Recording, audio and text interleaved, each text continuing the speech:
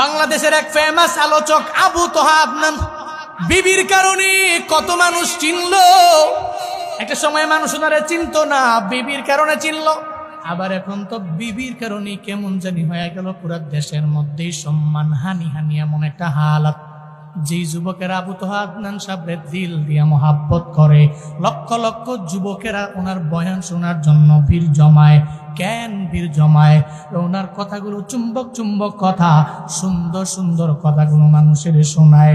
তাই উনি যে উঠলো বউয়ের কারণে উঠলো, এখন আবার বউ তার নামে বিভিন্ন বদনাম ছড়াইতে লাগলো। এখন তো এই বউয়ের কারণে আবার ডেবে গেল, নিচে নেমে গেল। আমি কি বুঝাইতে চাই, এরা কে সঠিক কে ব্যাঠিক বিন্দু মাত্র পরিমাণ আমি জানিও না, আমি বুঝিও না। এই ব্যাপারে আপনাদের সামনেও বলার কোনো মাকসাদ আমার না। মনে রাখবেন, বউটা ঘরের বউ, ঘরের মধ্যে থাকবে। আপনি বউরে বলবেন, ও সুন্দরী বউ আমার, তুমি আমার ঘরে যত সুন্দর করে মেকআপ নিয়ে আসছি, তুমি সুন্দর করে সেজে গুজে আমার সামনে আসবা। এই বউ ফেসবুক চালাবে কেন? এত লায়ে তারে আমি কেন দিয়ে আমার মাথার মধ্যে উঠাবো? মনে রাখবেন, নারী তো এমন জিনিস, নবীজি বলছেন এটারে এমন ভাবে করবা, বেশি জোরে চাপ দিও না, ভেঙে যাবে।